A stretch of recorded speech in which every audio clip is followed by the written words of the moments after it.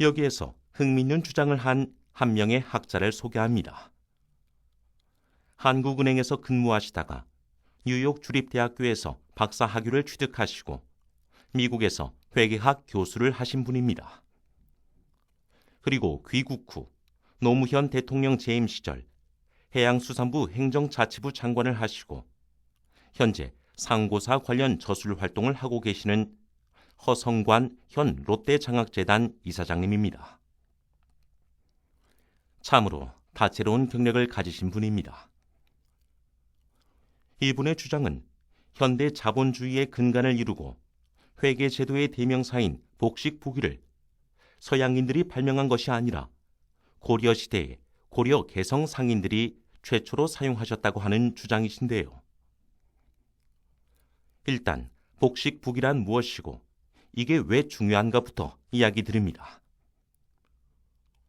상거래를 기록하는 것에는 특별한 기술이 필요합니다. 어떤 회사의 박 부장의 일상을 하나 예로 들어보죠.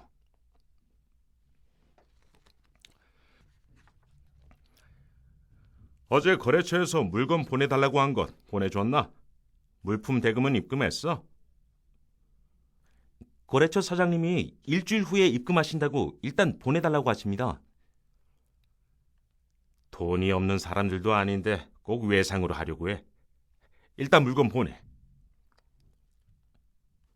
부장님, 부산 상사에서 이야기한 물건이 들어왔습니다. 물건 이상 없나 현장에서 확인 다 했지? 물건 대금 바로 송금해줘. 신입사원 박군이 기계 돌리다가 망가뜨렸습니다. A에서 불러. 얼마야? 300만 원 줘야 한다는데요. 아휴, 열받아. 회식 잘했네. 김대리야, 실수했다고 기죽지 말고 앞으로 열심히 해. 오늘 회식은 법인카드로 쏜다. 100만 원. 박 부장의 일상은 우리가 흔히 보는 회사 생활입니다. 이게 만일 수백 명의 박 부장이 있는 대기업이라고 한다면 어떻게 될까요? 회사의 손익계산, 그리고 회사 자산 부채를 측정하는 일은 매우 힘든 작업이 될 것입니다. 하지만 인류는 이 회계 장부를 오차 없이 정확하게 기록하는 기술을 발견했습니다.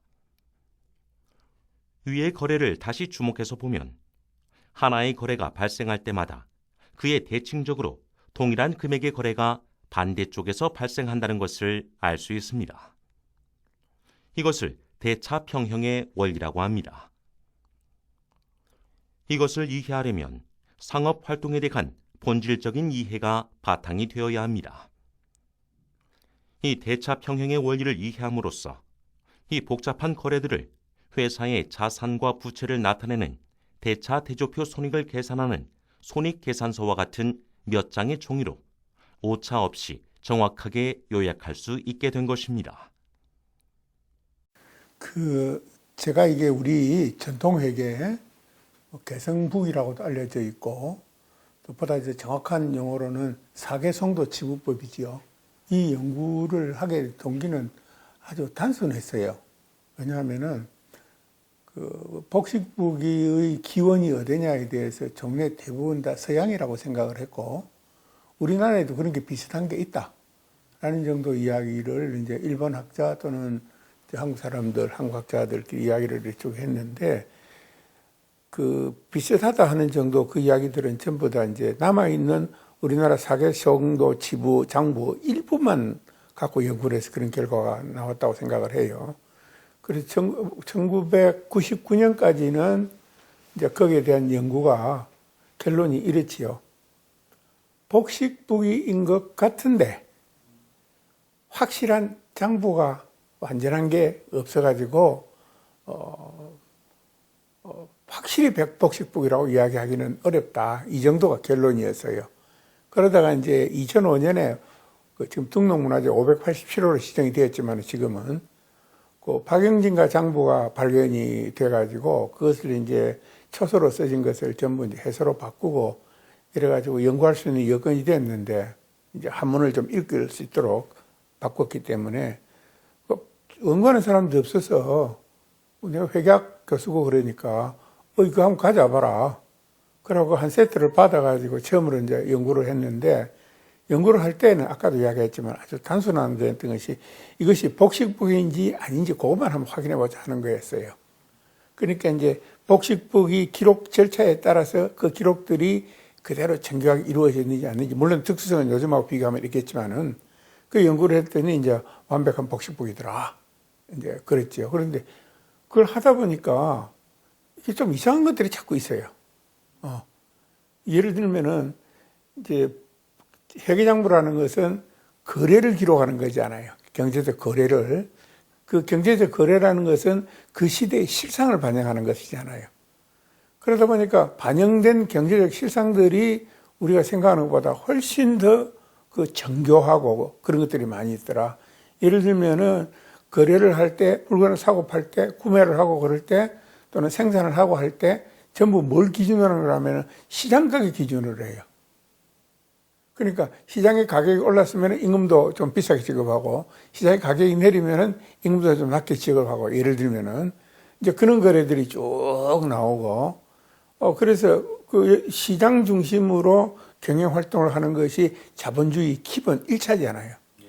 그러니까 제일 처음에 느낀 거는 이 사람들이 자기 자신들도 모르게 자본주의적 사고를 가지고 경제 활동을 했구나, 사업 활동을 했구나, 이런 결론을 내리게 되는 거죠.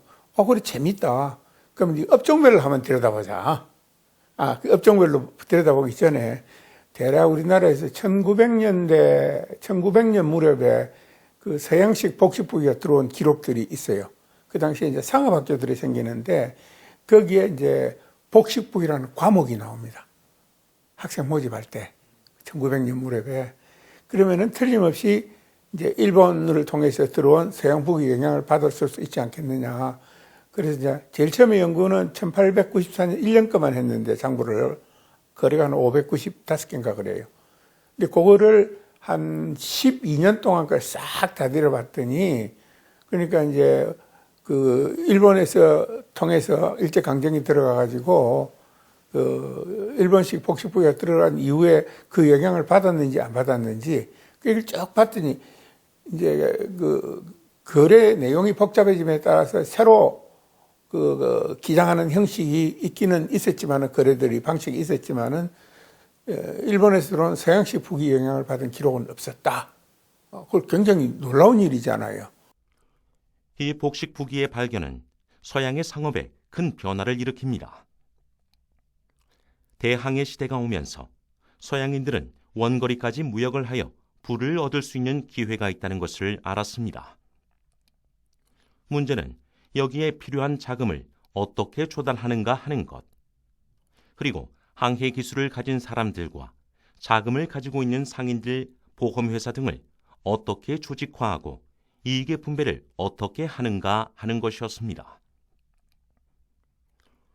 동양에 배를 보내서 필요한 물건을 팔고 필요한 물건을 사오는 것은 틀림없이 많은 이윤을 남겨주는 사업이지만, 만일에 이 항해에 실패할 경우 투자자는 한 푼도 못 건지고 모든 것을 잃습니다. 그리고 실제로 동양으로 떠났던 많은 선박들이 여러 가지 이유로 침몰하면서 다시 돌아오지 못했죠. 아메리카로부터 많은 금이 유입되어 유동성은 풍부했지만 이 자금들이 새로운 사업으로 투입되기에는 많은 위험이 수반되는 것이었습니다. 여기에서 서양인들은 이 위험을 분산시킬 수 있는 제도를 만들게 됩니다. 보험제도와 같은 것을 발명한 것이지요. 일정 금액의 보험금을 납입하면 선박이 좌초될 경우 보험회사로부터 보험금을 받기 때문에 위험은 적어집니다. 보험금이란 비용이 발생하지만 위험은 현저히 줄어드는 것이죠. 그리고 주식회사와 같은 것을 발명하여 투자자가 소액으로 여러 선박 사업에 투자함으로써 위험을 분산시키는 것을 가능하게 합니다. 보험회사는 이 여러 선박의 보험 증서를 발행하기 때문에 실제로는 큰 위험이 발생하지 않습니다. 즉 대규모의 위험을 떠안음으로써 오히려 위험을 줄일 수가 있는 것입니다. 여기에서 위험은 거래 대상이 됩니다. 그런데 여기에는 엄격한 조건이 따릅니다. 위험이 거래되기 위해서는 선박을 동양으로 보낼 때의 비용, 그리고 수익, 이런 것들이 정확히 계산이 되어야 하고, 또 여기서 계산된 장부가 여러 사람이 공동으로 사용하는 공인된 회계 방식이어야 했던 것이죠. 대항해 시대를 먼저 연 것은 서양이 아니라 동양이었습니다. 정화의 대원정 당시 중국은 대규모 선박을 이끌고 아프리카 남단까지 항해했습니다. 정화의 원정이 일회성에 그친 반면 서양의 경우는 이 대항해가 계속해서 이어졌습니다. 여기에 이 복식부기가 있었던 것이죠.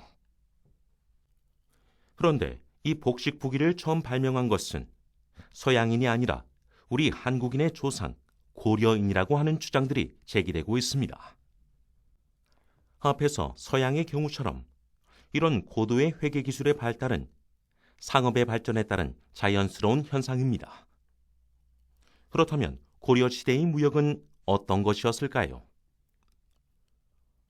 오늘날 한국의 물건들이 전 세계에 팔려나가고 한국의 연예인들이 세계인들을 열광시키고 있습니다. 이건 고려 시대도 그랬다는 것을 알 수 있네요. 앞의 서양의 경우와 마찬가지로 고려의 무역은 먼 거리를 통해서 이루어진 매우 국제적이었다는 것을 알 수 있습니다.